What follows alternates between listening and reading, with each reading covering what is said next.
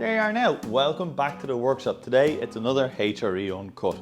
We've got some lovely cars in the shop that I'm going to bring you around today. It's a slightly different HRE Uncut, but that's what it's all about. We want to just show you different stuff in the shop, different things to look at. The first car we're going to look at is this beautiful 1275 GT. This is a GT built by a customer of mine. I built the engine and transmission for the car, and the customer himself completely restored the rest of the car back to its original period. This is a 70 GT, so it was what would be, I suppose, classified as the Mark I of the GT era.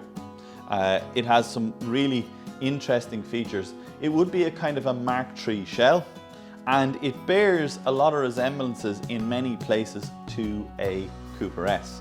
The engine was a fantastically interesting engine to strip. This is an incredibly low mileage car, and when the engine came to me, while it was quite shabby and run down looking, when we stripped the engine, it was almost perfect.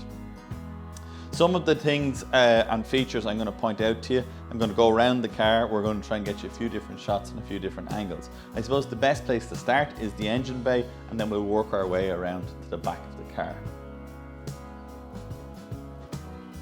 So some of the stuff in the engine bay that you might find interesting, first of all, you'll see these pipes over here which are sticking out at the top of the body. Yes, this is a hydrolastic car. So the very first of the GTs were hydrolastic, so they had hydrolastic suspension, which I have to say makes this car an absolute bonny to drive. It is so comfortable, it is unbelievable. In fact, believe it or believe it not, this is one of the very first hydrolastic cars I've ever had the pleasure of driving. Yes, I have driven a few hydrolastics in the past, but this will be one of the first. Some of the other things to point out is you'll notice the way the washer bottle is over here, and it is plastic without the glass, but the other thing is it's a pump action. I'll show you that when we go at the inside, so no electric motor to control the washer bottle. Having a look at the engine, some of the interesting features in the engine, this cylinder head is a non-11 stud head, so it's a 9 stud head, but it's a Cooper S casting. So it's the S casting, but without the 11 studs. So quirky little things on these 1275 GTs, which are quite different to kind of the very next GT after it. Next thing to notice is this bonnet stabilizer bar. So if you look at where the bonnet stabilizer bar is, it's over here on the, well, as you look at the engine bay, the right hand side. Most 1275 GTs that people would be familiar with would have the bonnet stabilizer bar over here. So you can see a little bit of a difference. The placement of the regulator for the dynamo up here on the bulkhead. A lot of people who have had Dynamo Minis would be expecting the regulator to sit over here, but in the 1275 GTs, over beyond. The much bigger Cooper S Lockheed master cylinder, again, as you can see, Cooper S bits bleeding in here, bits that you may not have expected to see, but are there. Other kind of intricacies, obviously the servo operated brakes, and try and get you a shot of this. If we look over here to the inlet manifold and kind of look down on top of the inlet manifold, you might get to see the way it's a sort of cast iron item, but with the servo takeoff. Interesting, bit different, but yeah, the same. The gearbox and differential setup in this is probably one of the nicest gear ratios in a manual Mini that I've ever driven. That's honestly what I would say. It has this immense amount of torque that the engine builds, and it's low down. It pulls from 1,000 revs in fourth gear, and it'll pull all the way up to 5,000 or 5,500 revs. One of the things that was very synonymous with these GTs was that they had a really heavy flywheel. In fact, the heaviest flywheel of any Mini produced was in these early GTs, which gives it that massive amount of torque. It gives it this lovely clutch control. You could drive this thing in town all day long, or bring it to a twisty B road, open the taps and have an absolute ball. Okay, let's have a little look around. I'm going to send you in the passenger side and I'm going to go in through the driver's door and point out some of the features on the inside. So as we look into the cabin, some of the interesting features that we see. Let's start off with the instrument cluster. We have a 120 mile an hour speedo because, again, the Cooper S idea and this kind of notion of the car being very powerful. The introduction of a tachometer. Again, in the days that this was produced, 1970, tachometers were not being seen on Minis, but with the introduction of the 1275 GT, they became commonplace. The gear shift. So we have a remote gear shift in this, as opposed to the rod change of the later cars. So right around this time, the only cars being produced with this remote change would have been Cooper S's. And now the 1275 GTs, as they came into vogue, also had that same remote change. Obviously, as the years went on, then other cars like the Rileys and the Wolseleys also had this remote change. But again, they bared similarities with the Cooper S's. Some of the other stuff to be seeing here, obviously the earlier style switches for the lights and the wipers. So these are the early style switches for the lights and the wiper, not synonymous with a Mark III, which is what this shell is. Mark III's would have had the kind of square switches, which I'll show you on Gretel at some stage. Gretel has the square switches. It also has the ignition key in the middle, whereas in Gretel the ignition key is over here. So again, a bit of a departure from Cooper S, or sorry, a bit of a departure from Mark III, I suppose, which is, you know, the period when this was built was the introduction of Mark III Minis. So, you know, these unusual intricacies, where the water comes into the rad. So water comes in one side of the bulkhead and goes out the other side of the bulkhead. Have a look at your Mini yourself and see which side your water comes into the car to get an idea of whether or what the period is. The interior in these are just phenomenal. That black leather that is so common with 1275 GTs. These seats are genuinely like sitting on clouds. They're really, really very comfortable. I think out of the Mini seats that are available, these again are one of the more comfortable seats. Remember, they were trying to introduce this as a grand tour car. This was a car to go longer distances. This was not the car for hopping around town, or as Alec Isagona said, for the district nurse. This was the machine to go on longer distance trips. As we go around to the back, you're going to see another reason why that was the case. So if we look here into the boot, you're going to see that another lovely example of how the car was done with those beautiful GT wheels and that lovely clean, neat interior. Again, hydroelastic, but with the helper springs in either side and the slightly larger fuel tank, synonymous with the early GTs. Lights, obviously, Mark III, Mark II, Mark III lights. So no brake light or no reverse light yet. We weren't at that stage. And obviously the much sought after rear Clubman bumper. Again, 1275 GT.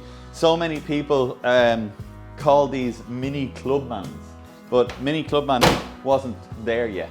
1275 GT was the initiation. It was the sort of bringing around of it. This leads us on nicely now to the next car in the shop. This car came to me just very, very recently. We just moved it down from the yard today and brought it in here to the shop to show you. So some interesting stuff going on. The customer that owned this car has clearly gone to extraordinary lengths to make this a phenomenal piece of kit.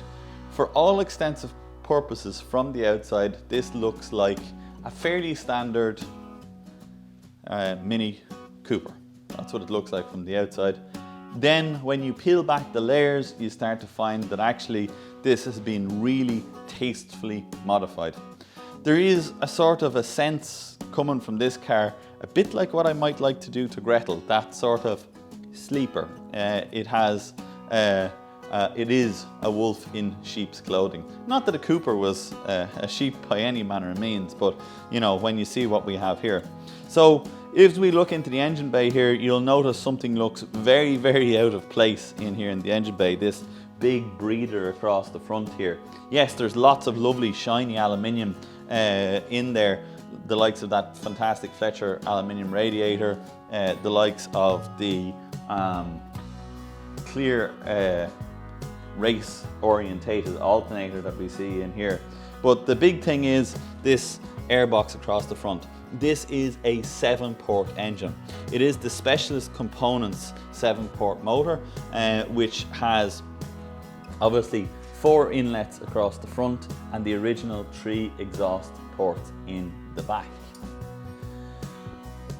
The advantages of a motor like this is that it is much easier to fuel inject. It's a motor that we can add fuel injection to much easier. The original 5-port engine of the Mini is an engine that shares inlet ports across 2 cylinders. So 1 and 2 share an inlet port and 3 and 4 share an inlet port. This makes them very difficult to fuel inject. Now that's not to say they can't be fuel injected. In fact, the very later iterations of the Mini, such as the the SPI and the MPI, were fuel injected from the factory. So not that it can't be done, but certainly a lot more complicated and very, very difficult and tricky to get really right. This setup with the 7-port aluminium cylinder head, this in fact is actually a billet cylinder head. It's not a cast unit, it's machined from one massive block of aluminium. It's a fantastic nod to modern CNC technology, how we can produce a cylinder head like this that can be so functional and work so well from a block of billet aluminium. The car has some problems, unfortunately, and that of course is why it is here with me. This car is here because of a clutch issue that seems to be synonymous with this particular car. The engine has been out a few times, it has been to a few different specialists and they've struggled to solve this problem. So the owner contacted me a couple of weeks ago and asked me would I be interested in working on the car. He gave me a rundown of what the problem is and I think I know what the solution is. So you'll have to stay tuned over the next couple of weeks when I get a chance to get my teeth into this, get this engine out and stripped and find what the problem is. We'll do an engine strip video on this because I know the last one went down really well. So I'd like to do another one of those with you guys where we take this engine down slowly and figure out where the problem lies. One of the things I'm going to point out before I move off this car is these really awesome bonnet hinges. I am absolutely blown away. When I opened the bonnet first, I wasn't sure what I was looking at, and I fiddled around with them and realized that they allowed the bonnet rise up dead straight like this. They're so cool, absolutely fantastic. I love the way they work. They have gas struts to hold them up, and you know, it gives you this fantastic space here that you can work on the engine. So yeah, a really interesting design, and if anyone knows who makes these bonnet hinges, stick it in the comments below. I'd love to be able to have them in stock here in the shop to offer as a product for my customers, because they're really very, very cool. Before we move out of the shop, I know people will be probably wondering what's the story with the red race car. We've had a big push on to finish the big long black club on estate that was in here. I've had a big push over the last couple of weeks to get that sorted. You remember the customer had given me a humongously long list, which I worked my way down through. A few different problems came along the way with it, and we managed to get it there. I have probably one more video on that car, which I'll release over the next couple of weeks. I'll go through some of the stuff. I know people were interested in the gear linkage, people were interested in some of the other modifications, how they panned out. We might even go for a spin in the car and show you what that drives like. The race car, we are coming on with this. I just finished up doing the conrods for the engine the other day, so the engine is just about ready to go back together. I'll try and do a build video on that as well.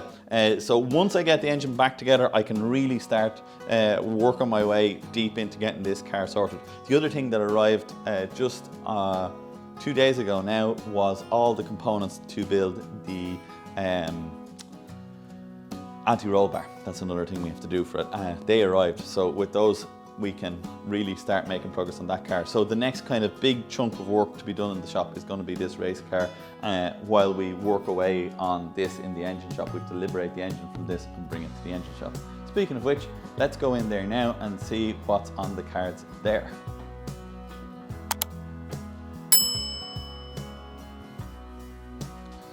Alrighty, so back in the engine shop, you seen a video the other day of boring out the swing arms for a customer, and I got so much positive feedback and comments about that job. Lots of people saying they didn't even know it was something that could be done. A couple of interesting questions came up on that, which I enjoyed answering and showing you. It also led to a rush of orders, so I have another 4 to do thanks to that video. So yes, to answer your question, I do this as a job, and you can commission me to do the work on your own arms if you want. It's on an exchange basis. I do try and keep a few arms done. I've just got rid of the last 2 that I was doing for stock, so I'm at the stage where I need to progress and make a few more. But yeah, that's the setup in the milling machine. So we've one more to do for a customer. We're just waiting for the bearings for that to arrive in. In fact, the bearings are in stock. I have to go and collect them, and then we'll be able to complete that arm. Another interesting project that's in the workshop, and again came from a viewer, is a Cooper S engine build. So the cylinder head for it is over here. So this, lads, is what a Cooper S, a 1275 Cooper S. So there was really kind of 3 major Cooper S iterations of engines. There was the 970, the 1071, and the 1275. They were the main Cooper S engines that were built. This would be the cylinder head from a 1275 Cooper S. So some of the things that are different about a 1275 S head: it has the much bigger inlet and exhaust valves. The head is drilled for 11 studs, which is kind of synonymous and common now with pretty much a lot of engines that we build. We do this modification, especially if they're, you know, for racing or for, you know, fast road or performance purposes. Some of the other things that were synonymous with a Cooper S cylinder head was the double valve springs. So those S heads would come with double valve springs. It had a specific part number that came with them, which was 12G 1805. That was the sort of Cooper S cylinder head part number. A lot of people will know these cylinders as the 12G 940. 12G 940 talks about the casting. The 12G 1805 talks about a specific casting, which is the Cooper S casting. All right. They will generally be stamped with an S or a K. This one unusually is actually stamped with an A. But I know this to be an S casting, so I'm not sure what the A meant. Don't know why A came into it or what the story was with A, but if anybody knows the reason or the answer to why some of them are stamped with A, again, stick it in the doobly-doo down below, and we'll be very interested to read that and find out about it. As I said, I don't know everything there is to know. In fact, I probably know only a tiny little bit of what there is to know, but it's something I love to learn about and know more and more and more. Over on the bench is another few sort of interesting projects that we have going on. This is the engine block from that same S build. So some of the things about Cooper S engine blocks that are sort of different to the A casting: it has these much bigger core plugs. You'll see these core plugs in here. Wait, let's see, can I get a standard 1275 core plug and show you the difference. Have we got one here? Oh, we don't. No. Oh, we do. Yeah, we do.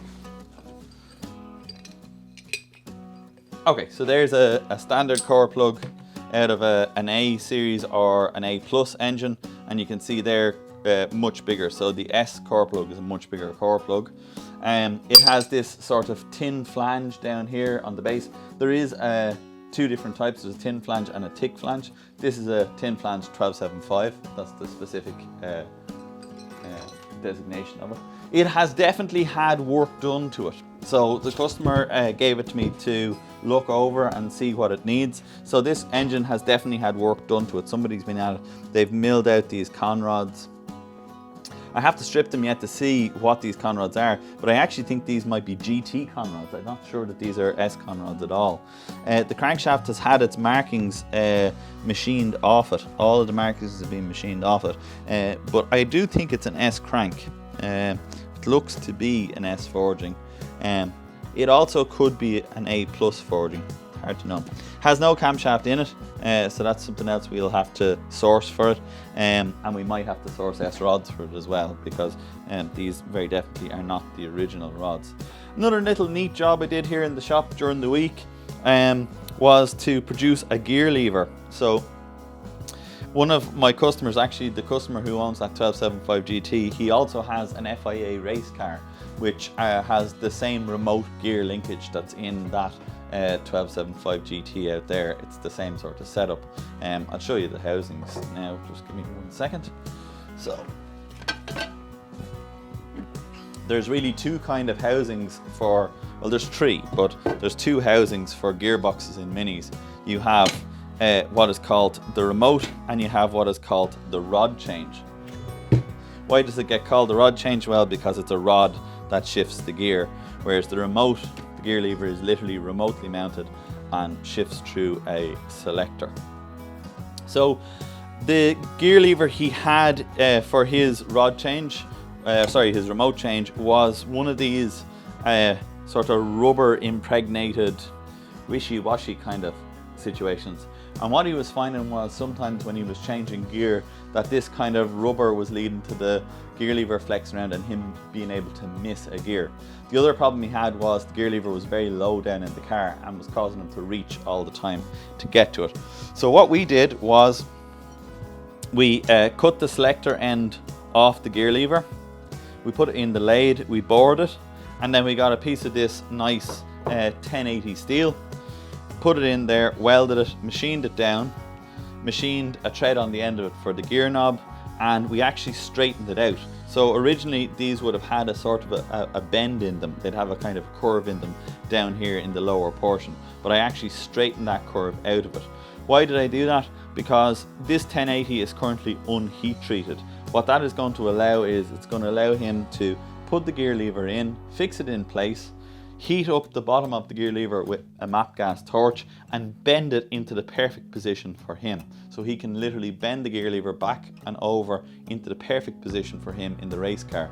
The bend that was in this was ideal for sitting in a normal set of seats like you would in that 1275 GT. Obviously in the race car you have a bucket racing seat and you're harnessed tightly to the seat. So you need that gear lever just at the right spot. You want it in just the right place.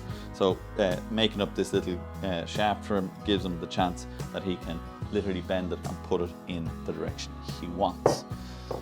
So guys, that is probably the majority of what's in the shop at the moment. We have a load of other little side projects that we're doing, little bits and bobs here and there. I'm still actually working on the Clubman estate. I nearly have it sorted, and as I said, I will do another small video maybe on that, just summing up the jobs that we did and where they went.